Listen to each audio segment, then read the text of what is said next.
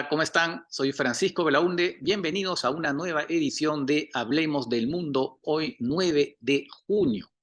Y como es usual, agradecemos a nuestro auspiciador, Clínica Oftalmológica TG Láser Oftálmica. TG Láser Oftálmica, comprometidos con tu visión. Y empezamos en Bolivia. Hay un gran escándalo debido a un narcovuelo. Resulta que el 12 de febrero, en España, se descubrió un cargamento de 485 kilos de cocaína en el aeropuerto en Madrid. Y comenzó a haber una investigación, se intentaron comunicar con las autoridades bolivianas, aparentemente ellas en un momento dado, por supuesto, se enteraron del asunto, pero no pasó nada. No pasó nada, la información no fluía, hasta que hace unos días estalló el escándalo porque se publicó la noticia. La agencia EFE publicó la noticia recién hace unos días de que se había descubierto efectivamente este cargamento. Y ahí el gobierno boliviano se encontró frente a esta noticia y, por supuesto, un poco arrinconado, porque este cargamento estaba en un avión de la compañía estatal de aviación boliviana. Y no solamente eso, partió de un aeropuerto, allá los aeropuertos son del Estado, de un aeropuerto de Santa Cruz. Parece que también estuvo involucrado el concesionario, digamos, quien administra el aeropuerto, que es un organismo de Estado, pero también estuvo involucrado la aduana, la propia aduana e incluso la policía. Evidentemente había habido complicidades para que finalmente la droga fuera embarcada en el avión. Incluso hay videos. Pero lo curioso es que cuando estalla el escándalo, poco después hay algunos videos que desaparecen. Entonces, evidentemente hay complicidades dentro del Estado boliviano. Y ante ello, y el escándalo, tuvo que reconocer el gobierno boliviano a través de su ministro de Interior, Eduardo del Castillo, que el Estado boliviano estaba permeado, fue el término que utilizaron, por el narcotráfico, ante la evidencia que evidentemente habían complicidades en diferentes entidades del Estado boliviano. Obviamente, Evo Morales, que si bien es del MAS, es el líder del MAS, el partido de Luis Arce, está peleado con Luis Arce, con el presidente. ¿Por qué? Porque Evo Morales quiere postular nuevamente a la presidencia. Y Luis Arce, evidentemente, quiere postular a la reelección, el 2025. Entonces hay una guerra entre ellos. Entonces Evo Morales aprovecha para decir que varios ministros del gobierno están comprometidos con el narcotráfico. Y muy probablemente él apunta precisamente a Eduardo del Castillo, el ministro del Interior, con que ha tenido varios encontronazos en los últimos meses. La oposición, a través de Carlos Mesa, también ha pedido efectivamente que se investigue y está señalando que hay seguramente responsables ubicados en algunos puestos clave. Es decir, esto es un escándalo por el solo hecho que se haya cubierto esa cantidad de droga, sino que tiene implicancias políticas. Y aparentemente esto sería obra de una red de narcotraficantes entre Bolivia y España, que ya habría, según las primeras investigaciones, y no sería la primera vez. Otros cargamentos no fueron detectados antes y después del 12 de febrero, se está viendo. Entonces, bueno, parece que fuera una ruta de salida de la cocaína boliviana. Sería una de las rutas, porque la otra ruta sale a través de Paraguay, Uruguay, en fin, Argentina y demás. Esa es otra ruta, ¿no? Pero en todo caso habría una ruta aérea a través de precisamente la empresa estatal de aviación boliviana. Así que el tema está muy caliente en ese país. Otro tema que tiene que ver más bien con un intento de llegar a una paz, ¿no? Tiene que ver con el tema del Nagorno-Karabaj. Nagorno-Karabaj es un enclave de población armenia de más o menos 120.000 habitantes que está dentro de Azerbaiyán. Estos dos países, antiguas repúblicas de la Unión Soviética, han entrado en guerra, han tenido periódicamente guerras, ¿no? Y la cosa empezó sobre todo en 1988, incluso antes de la disolución de la Unión Soviética, y que se extendió hasta 1994, hubo una primera guerra que provocó más o menos la muerte de 30.000 personas, y esa guerra fue ganada por Armenia, lo que le permitió asegurar el control del enclave de Nagorno-Karabaj, ¿no? Que también los armenios llaman Artsaj, ¿no? Y también parte del territorio de Azerbaiyán que, digamos, está entre Armenia y el enclave de Nagorno-Karabaj. Y como ustedes pueden ver también en el mapa, hay otra parte de Azerbaiyán que está también aparte, digamos, separado del otro territorio, ¿no? Que está al otro lado de Armenia, ¿no? Bueno, el tema está que unos años después, como saben, Azerbaiyán es un país productor de gas y petróleo, se enriqueció bastante y eso le permitió preparar su revancha. En particular, compró armas a Turquía, su aliado, su gran aliado, sobre todo drones. Los drones no suicidas, que son los drones de que hemos hablado, que tienen Irán, por ejemplo, que está utilizando Rusia contra Ucrania, sino unos drones como los que tiene Estados Unidos, que son drones que disparan misiles. No son suicidas, son como aviones que disparan misiles. Y además tiene también armamento israelí, porque Israel resulta que tiene una alianza también, ¿no? Es proveedor de armas de Azerbaiyán.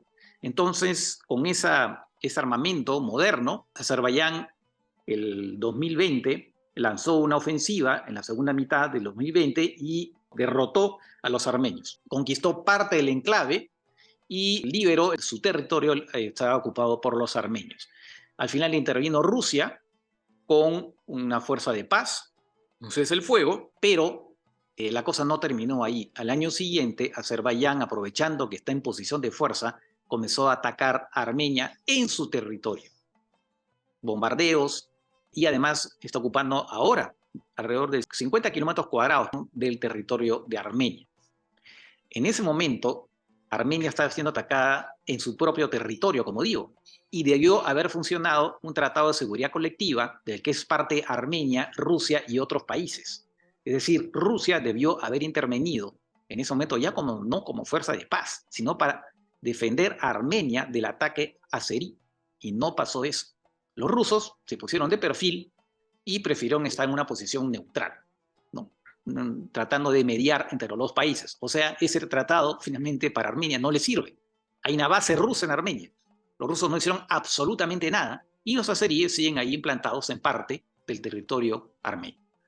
Obviamente, el gobierno de Armenia, presidido por el primer ministro Nikol Pashinyan, en Armenia hay un gobierno de tipo parlamentario, se ha molestado con Rusia. De todas maneras, no se pueden pelear con ellos porque, bueno, los vínculos son muy históricos, está la base de Rusia también ahí. Es verdad que Rusia más está debilitada por lo mal que le está yendo en Ucrania, ¿no? De eso se aprovecha efectivamente el señor Aliyev, el presidente de Azerbaiyán. Bueno, en todo caso, hay negociaciones en estos momentos que están lideradas por la Unión Europea por un lado, Estados Unidos por el otro, y también Rusia, Putin, que no quiere desaparecer del mapa, que también quiere aparecer, bueno, como alguien que está negociando la paz. Obviamente, Armenia está en posición de debilidad. Y teniendo en cuenta esa realidad, el primer ministro Nikol Pashinyan ha dicho que está dispuesto a admitir que el enclave armenio, que se ha declarado de facto independiente, ¿no?, ha dicho que está dispuesto a aceptar que ese enclave sea efectivamente parte del territorio de Azerbaiyán. Eso sí, a condición que los azeríes garanticen la seguridad de los armenios. Lo ideal sería que Azerbaiyán le conceda un estatuto autonómico a ese enclave, a la protección de ese enclave, pero en realidad no están muy interesados. Lo que dice el presidente de Azerbaiyán es: los armenios que viven ahí tienen que aceptar la nacionalidad azerí, ¿no? O si no, se van a vivir a otro lado.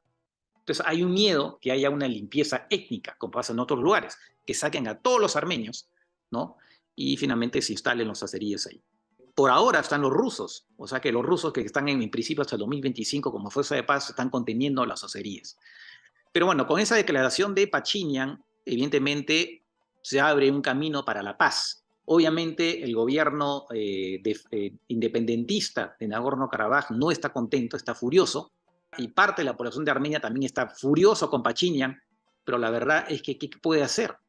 En estos momentos Armenia es la parte débil, es verdad, no está apoyado por su aliado ruso, y además la Unión Europea tiene interés en llevar buenas relaciones con Azerbaiyán porque le compran gas y petróleo. Justamente saliendo de la dependencia rusa, pues ahora quieren mantener buenas relaciones con Azerbaiyán. Entonces los pobres armenios están un poco aislados en toda esta historia, ¿no?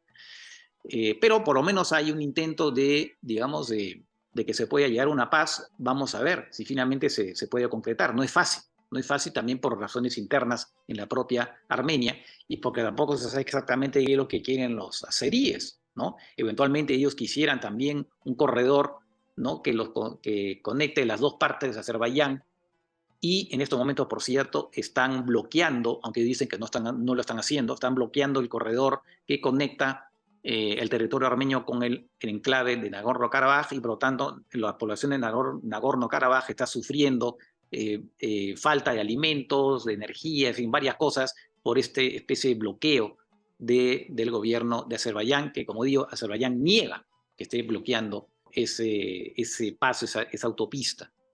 En fin, vamos a ver qué pasa, pero efectivamente hay una posibilidad para la paz, ¿no? Dicen algunos observadores, pero no es fácil y por supuesto para Armenia es un trago muy, muy amargo. Y además también hay un odio, ¿no? Un odio muy grande que tiene razones históricas. Los azeríes también han sido acusados de haber participado en genocidio armenio, en fin. La cosa es bastante, bastante complicada, no es fácil. Y nos vamos ahora a nuestra sección Es Bueno Saber. Y es bueno saber quién fue Anwar el Sadat. Fue un presidente de Egipto que nació en 1918, un ex militar que llegó al poder en 1970, sucediendo al general Nasser, el famoso héroe egipcio que asumió el poder tras un golpe de Estado en los años 50. Sadat llega al poder, él es presidente cuando se produce la guerra de 1973 con Israel, y finalmente él decide negociar con los israelíes la paz por su lado. En ese momento ningún Estado árabe reconocía a Israel. Él decide dar ese paso. Y así viaja a Israel en 1977 y firma al año siguiente los acuerdos de Camp David, ¿no? Con Menachem Begin, el primer ministro de Israel, y con el concurso de la mediación de Jimmy Carter, el presidente de Estados Unidos. A partir de ahí los países árabes, rompieron relaciones con Egipto, y finalmente lo llevó a la muerte a Sadat. En 1981, en octubre de 1981, en pleno desfile militar, unos militares que estaban desfilando asesinaron a Sadat, salieron del vehículo en que estaban y ametrallaron y arrojaron una granada a la tribuna donde estaba el presidente y ahí murió. O sea que Sadat pagó con su vida el acercamiento con Israel y al final otros, y ahora como vemos ya varios países árabes están ahora sí han establecido relaciones diplomáticas con Israel. Así que este personaje, en breve, es Anwar el Sadat. Hemos llegado al final de esta edición. Cuídense y nos reencontramos el lunes. Chau, chau.